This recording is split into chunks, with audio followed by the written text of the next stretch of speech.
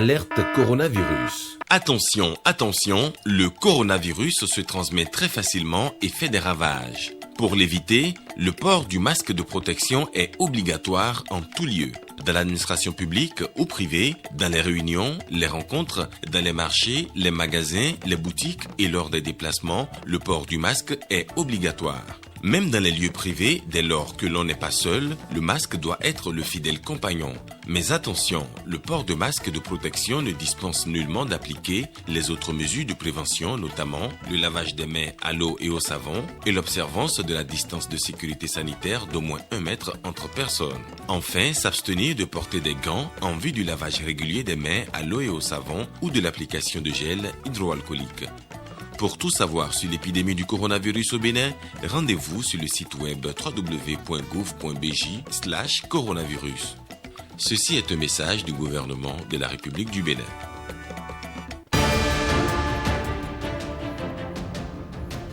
Le chef de l'État est en tournée dans 54 villes du Bénin. Dans cette édition, retour sur les étapes de Tchaourou et de Parakou avec nos équipes déployées sur le terrain. Porto Novo rayonne plus que jamais à la tombée de la nuit et fait la fierté de ses habitants. Il s'agit des effets directs de l'urbanisation induite par le projet asphaltage. C'est un constat à suivre dans cette édition. Et puis, grossesse en milieu scolaire, la ministre des Affaires sociales part en guerre contre le fléau.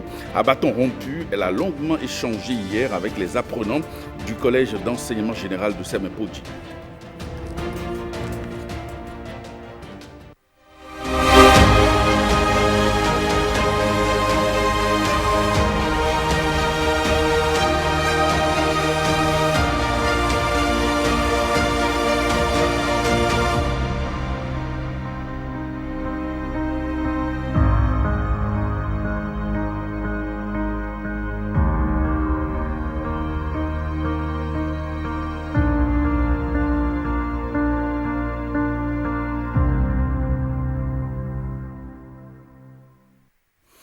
Bonsoir et bienvenue à cette édition. Vous le savez, depuis hier, le président Patrice Talon a entamé une tournée nationale qui la conduira donc dans 54 villes de notre pays. Et ce soir, nous allons revenir sur les étapes de Tchaourou et de Parakou. Alors à Tchaourou, le chef de l'État a été reçu avec chaleur. Retour donc sur cette visite avec James William Baguedi.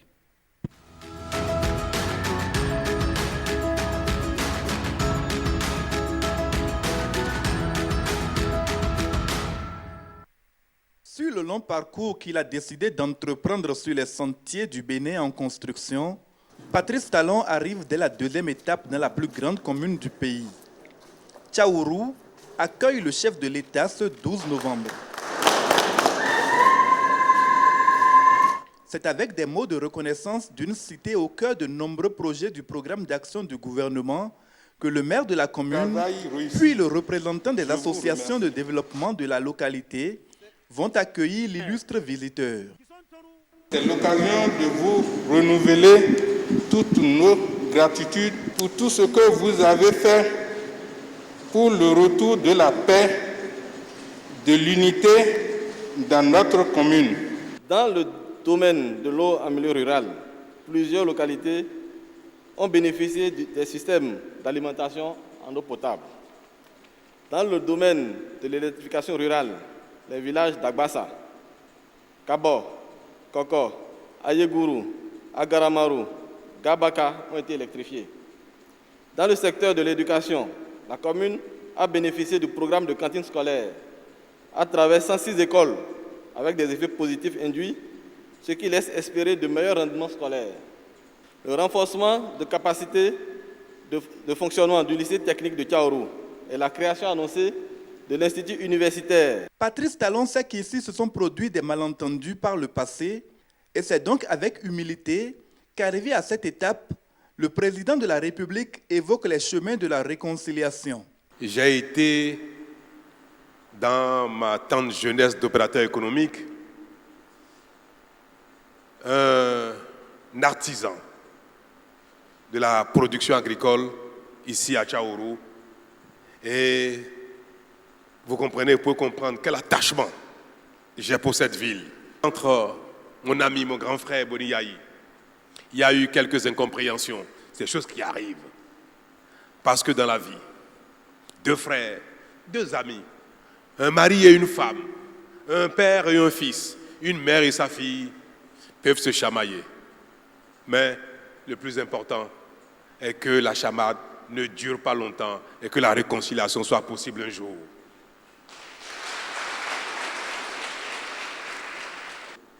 On ne rejette pas son frère, son fils, son ami, parce qu'on ne s'est pas compris un moment. Ce que je veux dire aux uns et aux autres, à vous, comme à ceux qui ne sont pas là, comme à ceux qui pensent que je ne devrais pas venir parce que la réconciliation n'a pas encore lieu, je voudrais leur dire que l'heure a sonné. Mais pour qu'on en arrive là, il est des plaies que les ressortissants de Tchaourou, invités à prendre librement la parole, pensent qu'il faut encore penser. Je sais pertinemment qu'on ne peut pas engager les réformes sans la rigueur, sans la méthode. C'est ce qui a d'ailleurs fait que depuis les indépendances, nous n'évoluons pas. Vous avez dit que vous avez pardonné. Je suis sûr que vous êtes sincère au nom de l'institution que vous incarnez. Je voudrais que vous actez cela par un acte. Lors des événements à Tchaourou ici, j'ai mes frères jeunes qui ont été blessés et amputés et qui n'ont même pas été approchés. Patrice Talon a une réponse claire, précise et pleine d'espoir pour chaque question. Qu'ils aient été eux-mêmes auteurs ou non, ceux qui ont subi des préjudices, je voudrais pouvoir agir en faveur de chacun. Et c'est pour ça que je vais donner rapidement une suite favorable à votre demande à l'occasion de la rencontre que je vais faire assez rapidement avec vos représentants pour que, de manière spécifique, ce qu'il convient de faire à l'endroit de chacun soit dit et nous allons le faire. La rencontre de Tchaourou s'est achevée sur un échange cordial entre le chef de l'État et l'ancien ministre de l'Éducation nationale, Karim Dramane, d'une part, et d'autre part avec les sages et notables de la cité, mandatés plutôt pour, au nom de la République, jouer leur partition dans l'œuvre de réconciliation nationale entamée.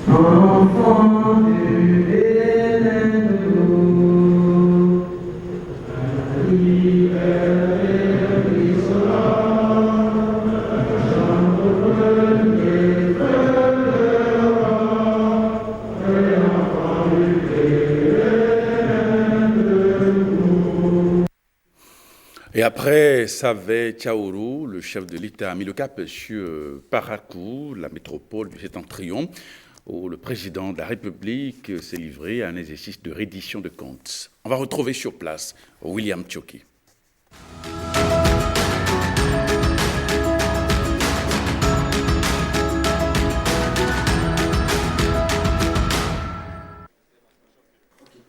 Il y a 4 ans, jour pour jour, il démarrait son serment par la ville de Parakou, assis à cette même place.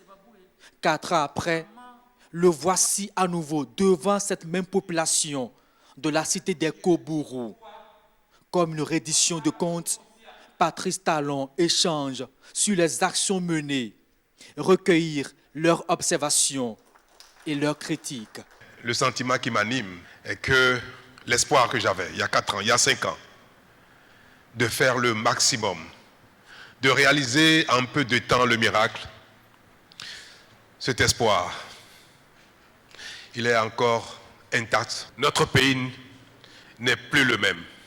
On peut le constater, il a commencé par changer. Si on observe le Bénin, on observe chacun de nous, chaque secteur d'activité, que ce soit l'administration, que ce soit la sécurité, que ce soit la douane, que ce soit l'enseignement, que ce soit la santé, les choses ont commencé par bouger un petit peu. Et je vous en félicite. De grands projets structurants destinés à faciliter la vie aux populations de Parakou. La ville métropole du Nord Bénin en a reçu Un premier témoignage, celui du chef des terres. L'asphaltage des rues, oui, c'est une réalité.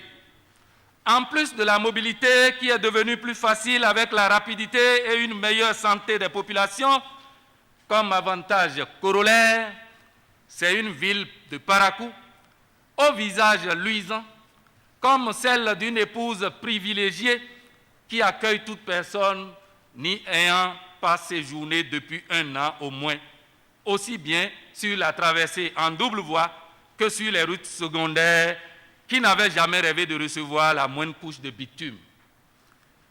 Qu'il y a 2 ans en arrière, les mois d'octobre à avril étaient de grands mois de calvaire et de souffrance pour s'approvisionner en eau potable et pas seulement dans les zones périphériques. La ville de Parakou a bénéficié du plus grand projet d'approvisionnement en eau potable qui a donc très vite réduit la pénibilité tout en améliorant la qualité de l'eau. Depuis bientôt 1 an, les plaintes sur les coupures d'eau, sur la couleur de l'eau, ont complètement disparu, comme si elles n'avaient jamais existé dans les émissions de grogne sur les ondes. Patrice Talon, malgré l'immensité des chantiers abattus pour la ville de Parakou, restera modeste. Il a touché le cœur de ces populations autrefois meurtries dans leur chair. Manque d'eau potable, coupure d'électricité, difficultés en matière de déplacement des biens et des personnes. Aujourd'hui, un mauvais souvenir lointain grâce à la mise en œuvre du PAG, le programme d'action du gouvernement. Ce que nos parents n'ont pas eu, ce qu'ils n'ont pas pu nous laisser, nous sommes capables de le laisser à nos enfants.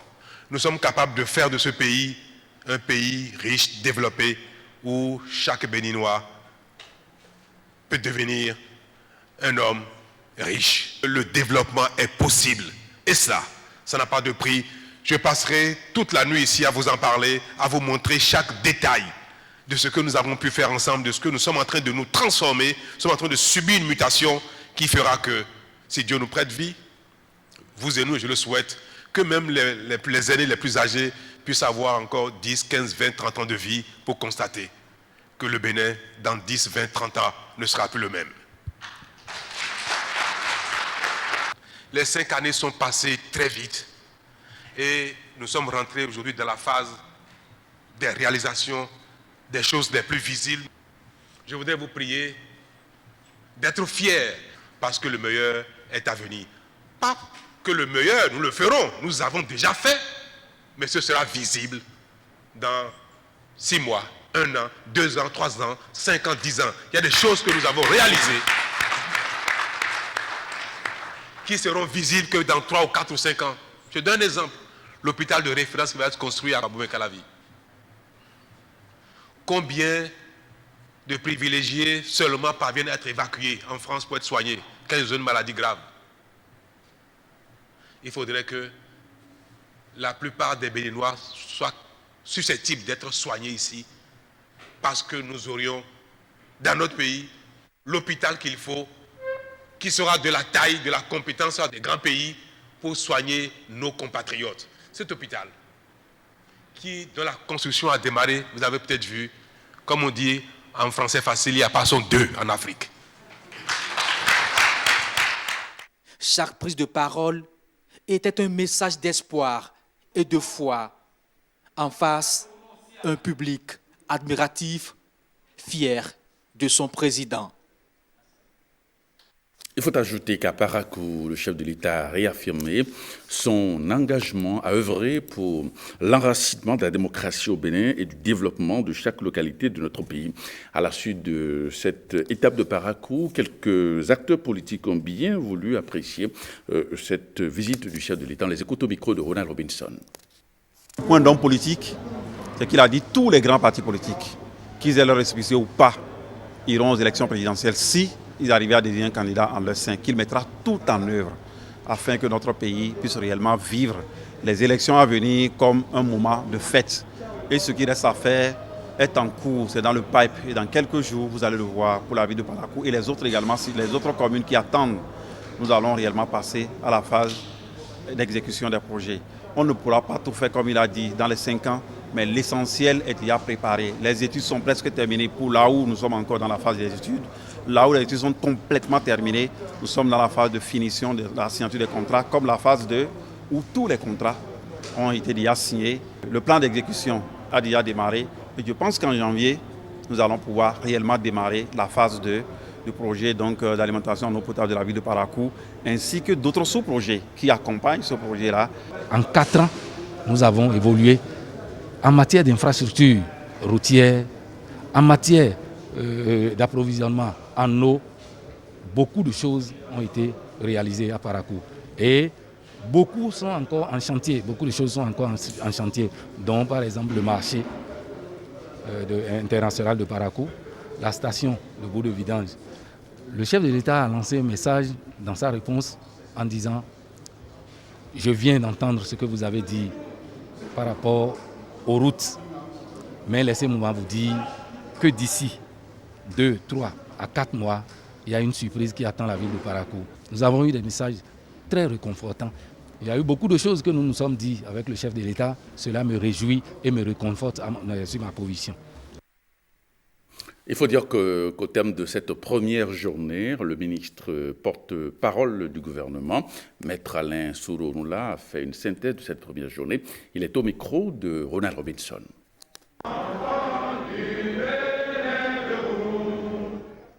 C'est à l'étape de Savet, étape initiatrice de cette tournée inaugurale, de cette tournée, ce qui n'est pas banal, que la fracture a été ressoudée, que des annonces très fortes ont été faites, que le président de la République, chef de l'État, a parlé de pardon.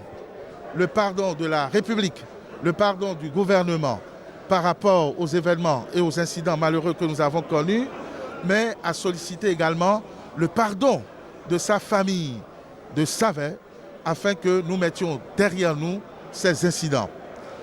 Le président de la République, à l'occasion de cette tournée, a également rappelé les principes d'unité, a rappelé l'amitié, la fraternité qui l'ont lié à certaines personnalités de ce pays, et cette affirmation a été corroborée à l'étape de Tchaourou, qui est la ville natale de son prédécesseur, du président Boni Yahi, et il a souhaité que le dialogue soit renoué.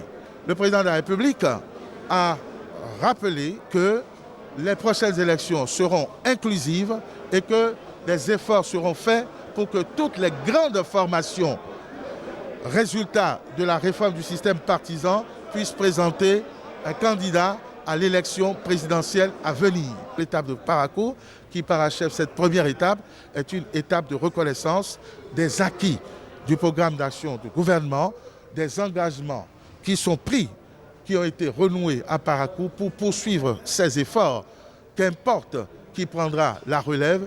Et nous avons eu droit là également à des annonces très fortes sur le plan politique, sur le plan de l'unité nationale, sur l'irréversibilité des réformes engagées pour sortir notre pays définitivement de la pauvreté. Et la tournée se poursuivra puisque nous avons aujourd'hui la démonstration de ce qu'il ne s'est pas agi d'une campagne comme certains l'ont prétendu, mais d'une véritable descente pour contrôler l'état de la nation.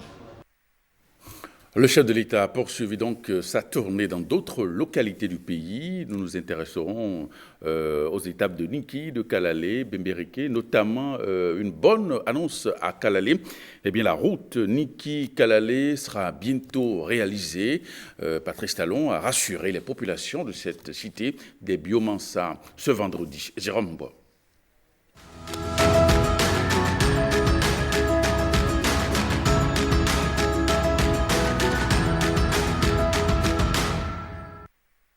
À environ 20 km de la frontière avec le Nigeria, la commune de Kalalé souffre cruellement de voies d'accès.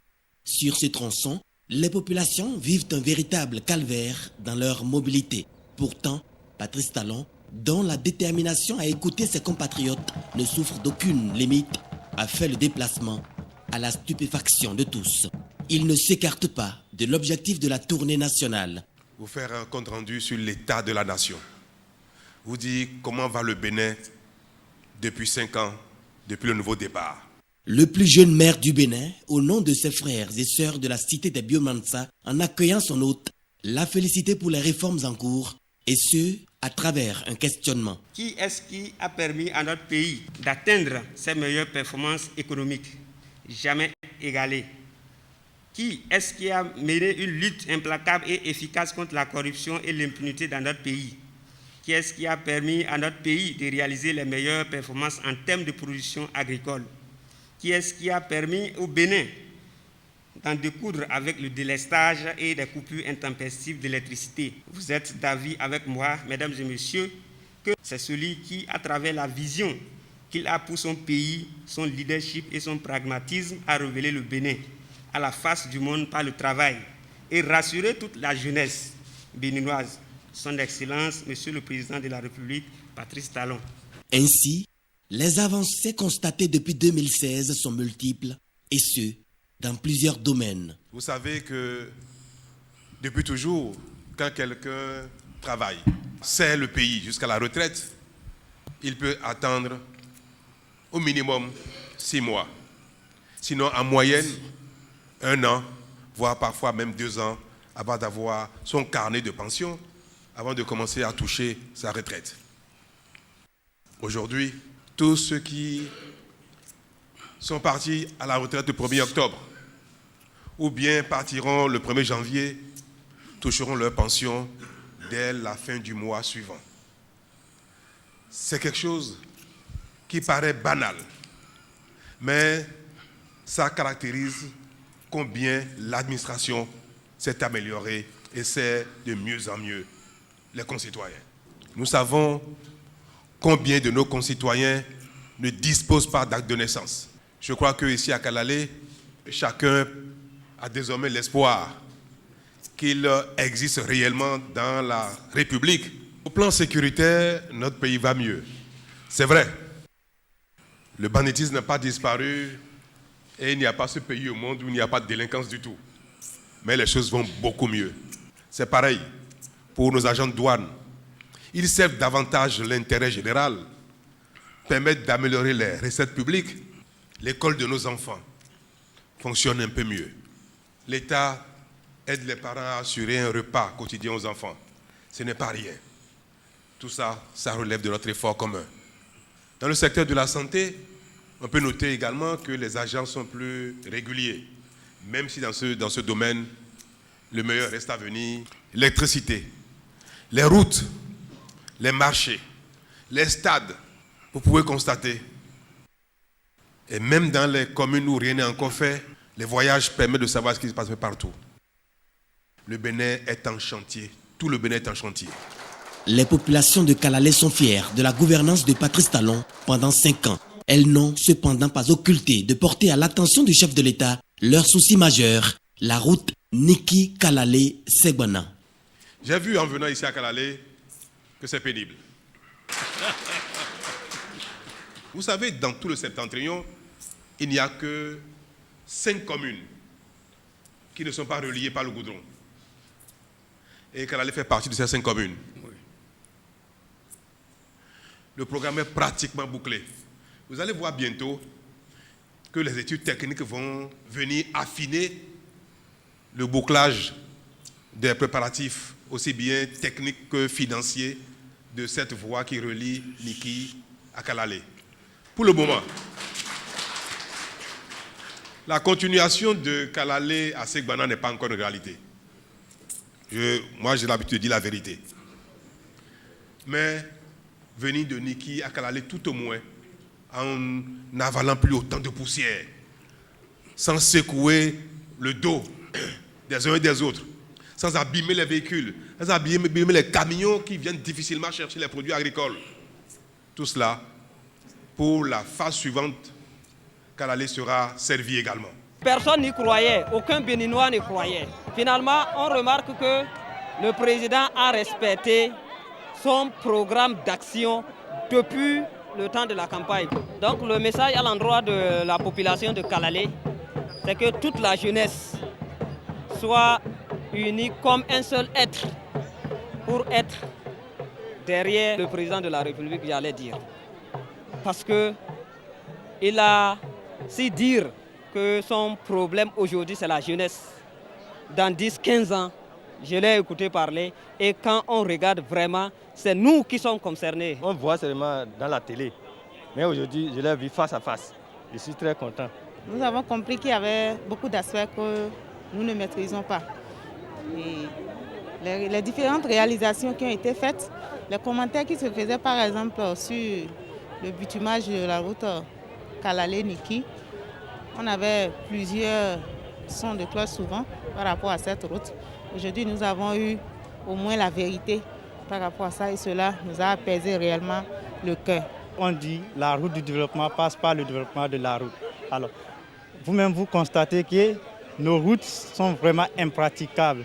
Et ces derniers temps, la mairie a pu faire quelque chose, mais toujours ça ne va pas. Ça crée d'abord des accidents et en dehors de ces accidents, il n'y a pas la libre circulation des personnes et des biens. Dans le domaine de la voie, Niki Kalale, il a fait une grande promesse pour sa réalisation. Donc ça là, je suis très ému sur ça. Talon, ce qu'il dit, il fait. J'ai travaillé avec lui pendant des années, pendant 10 ans. Je sais ce qu'il dit, il fait. Et c'est un homme vaillant. Il est bien, nous l'attendons pour lui. La population de Kalale est fière et sera prête pour toutes les décisions que Talon a prises pour le développement de notre Kalale et du Bénin entier. Patrice Talon a pour finir promis de revenir à Kalale pour d'autres entretiens relevant de la sûreté.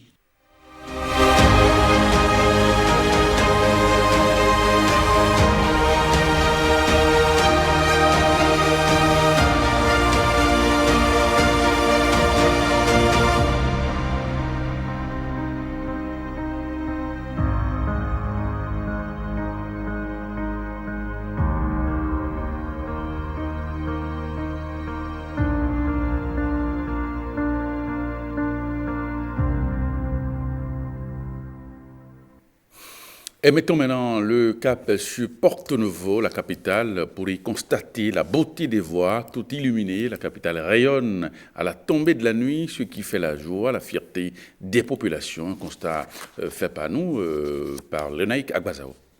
Resplendissante, la capitale brille de mille feux, rendant le centre-ville attrayant et plein de vie. La pénombre qui régnait sur les artères a définitivement laissé place à l'éclat de la lumière, qui a mis fin à l'insécurité et aux accidents de la circulation qui surviennent dans le silence de la nuit. La ville est illuminée, les lampadaires sont partout. Je suis heureux de voir en quelques années ce que j'ai rêvé de voir depuis des décennies. Je suis heureux de constater que nous avons un pouvoir ambitieux. Nous avons des autorités qui veulent amener notre pays loin en termes de développement. Nous constatons que nos villes sont suffisamment belles. Je manque de mots pour remercier le gouvernement en place pour tout ce qu'il a déjà fait et entend faire dans le futur pour le rayonnement de notre pays, le Bénin. Merci au chef de l'État. Ici où nous sommes actuellement, mais on dirait un petit Paris. C'est bon, la ville est belle. Vraiment, je dis merci à notre président Patrice Talon. Un matin, on s'était réveillé et puis pas moins de 8 boutiques ont été cambriolées. Aujourd'hui, nous n'assistons plus à ce genre de phénomène puisqu'il y a l'éclairage, la voie passe bien.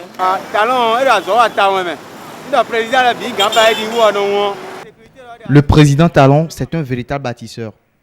Si les autres présidents avaient fait comme lui, Porto-Novo serait déjà une ville développée. Il y a la sécurité. On ne craint plus de braquage. C'est bien, c'est normal, c'est joli à voir. On m'a déjà volé 2 motos, mais aujourd'hui je n'ai plus peur. Merci au chef de l'État. Au marché principal de la ville, les vendeuses jubilent. Le commerce de nuit se déroule désormais sans incident. Tout ce que nous voyons aujourd'hui, c'est le fruit de la rigueur. Il faut un président comme ça pour le Bénin. Nous le remercions, qu'il soit béni.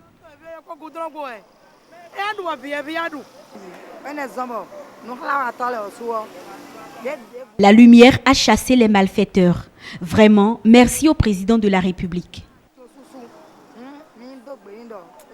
Dans les différents quartiers de Porto Novo aussi, les rues sont éclairées la nuit. Adieu les braquages et les actes de délinquance. J'ai grandi dans ce quartier et suis d'ailleurs né dans ce quartier, mais il faut avouer que beaucoup de choses ont changé dans ce quartier. Et je n'ai jamais imaginé que ce quartier aujourd'hui sera électrifié. Il faut vraiment saluer cette initiative du président Talon. Franchement, c'est du beau, c'est du beau. Ça a freiné l'insécurité dans le quartier. Maintenant, on peut rester sur la voie au dehors jusqu'à 2h30 du matin. Porto Novo a véritablement changé et merci beaucoup au président Talon.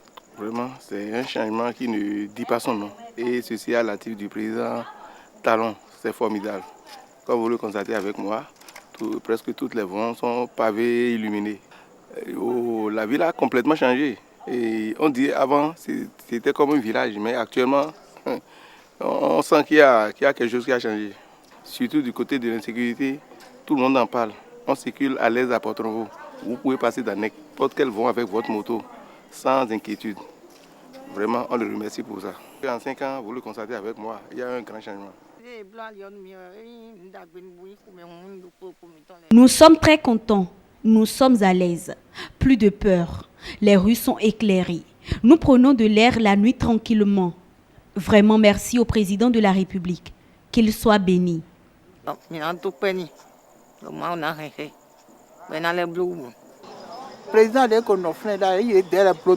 Si ses prédécesseurs avaient fait comme lui, Porto Novo serait une très belle ville. Une capitale se doit d'être belle. Qu'il fonce et que la grâce l'accompagne. La ville aux 3 noms goûte aux délices de l'éclairage public grâce au gouvernement de la rupture. Et y circuler la nuit est plus qu'agréable. À l'instar des autres communes du Bénin, Djougou bénéficie de plusieurs projets du programme d'action du gouvernement. Le président Patrice Talon a inséré dans le projet de construction des marchés urbains et régionaux celui de Djougou. L'infrastructure moderne sera du type R+1. Elle va davantage conférer à la ville son statut de chef-lieu de département de la Donga. Blaise Adampo. Voici en image à quoi ressemblera le nouveau marché central de Djougou.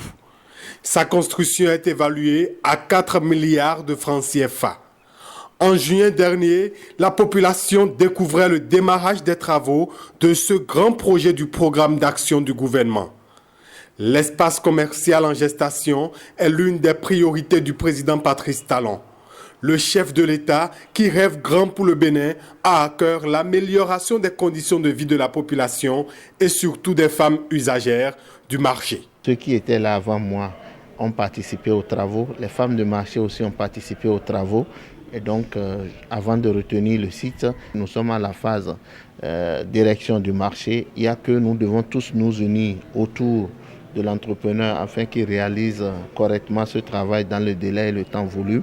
La réalisation de l'infrastructure est confiée à une entreprise pour une exécution dans un délai contractuel de 15 mois. À terme, Djougou va disposer d'un marché aux normes internationales et surtout disposant de toutes les commodités dignes d'un espace commercial. Le joyau architectural, tel que voulu par le président Patrice Talon, va rehausser l'éclat de la cité des Pétoni. Il s'agit d'un bâtiment imposant en forme L, avec en position centrale une cage d'escalier largement dimensionnée avec cage d'ascenseur et de part et d'autre 2 autres cages d'escalier pouvant mener au R+1. Nous avons au rez-de-chaussée aussi une boucherie et une direction pour la gestion du marché. Il y a d'abord un garage, il y a une infirmerie, il y a des magasins, il y a également des boutiques et même un restaurant qui peut accueillir les usagers du marché en cas de besoin. Pour réaliser ce projet, le gouvernement de la rupture a pris toutes les dispositions nécessaires pour un avancement sans problème des travaux. Un mécanisme est mis en place pour un suivi régulier de l'évolution des travaux pour éviter un éléphant blanc. À ce jour, l'entreprise exécutrice s'efforce au respect du délai contractuel. Depuis le démarrage des travaux, nous avons en tout cas mobilisé toute notre équipe qui nous soutient, avec des partenaires aussi qui sont avec nous et qui essayent de faire évoluer les travaux dans le délai contractuel que nous avons reçu. Donc nous essayons de pousser au maximum avec tous ceux qui sont les intervenants sur le chantier pour que nous puissions rester effectivement dans le délai contractuel, la chose qui est primordiale.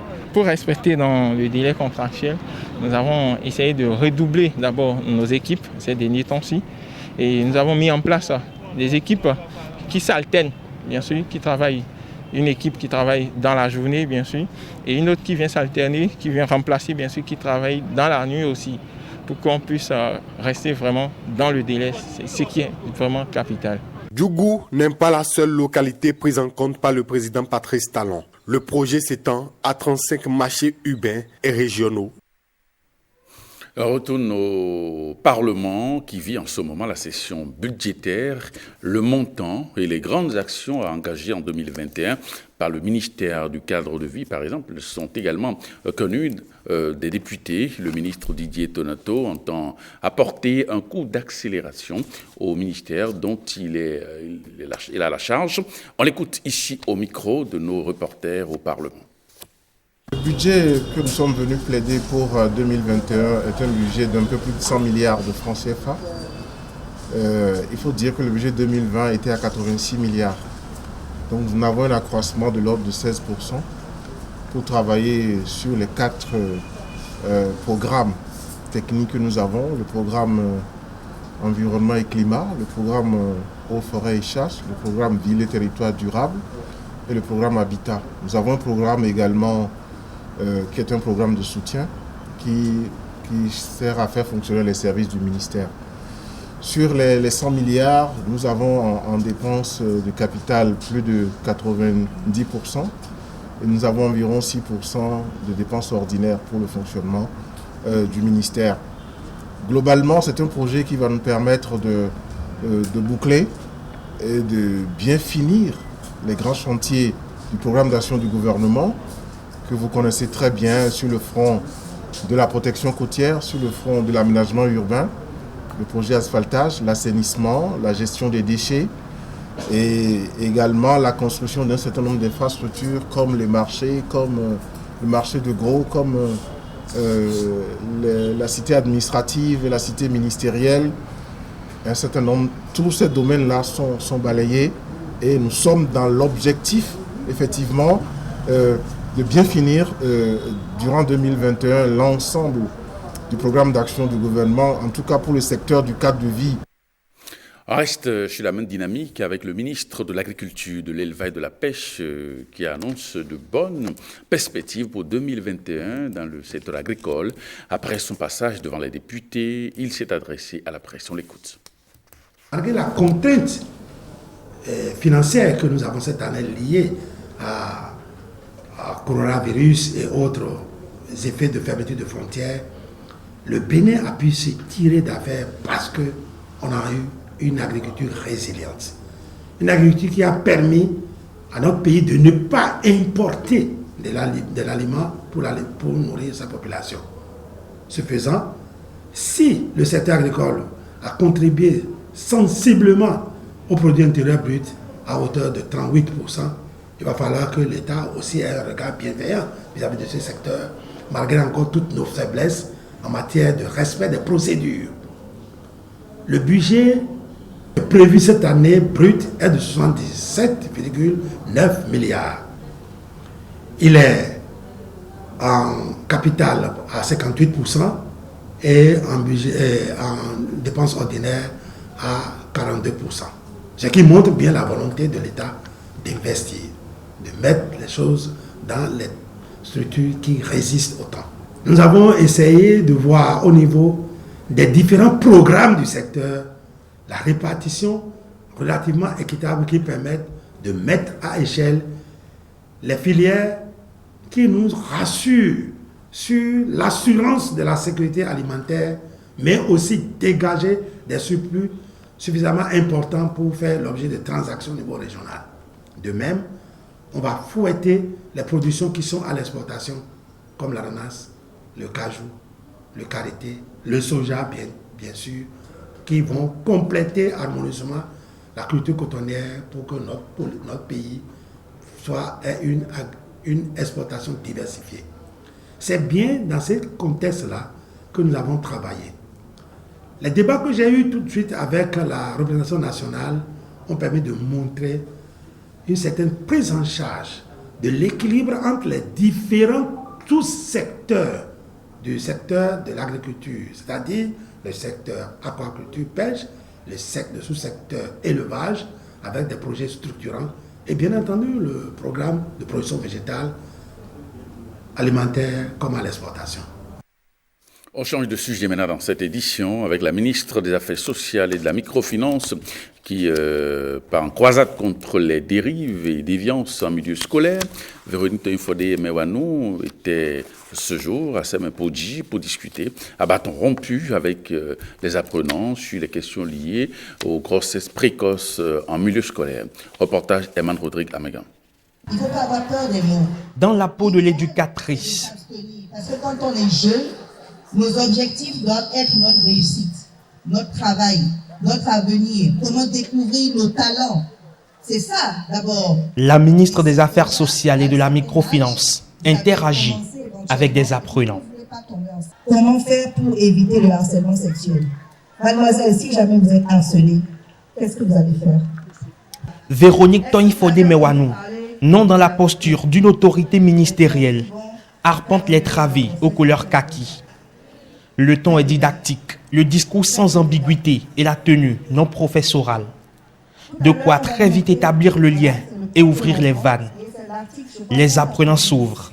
Quand tu veux parler de sexe, tu commences par, bon, je sais pas, on va te dire que cette fille-là, elle est gâtée, elle est ci, elle est ça. La ministre écoute, encourage et explique. Retenez que vous deviendrez ce que vous-même vous pensez.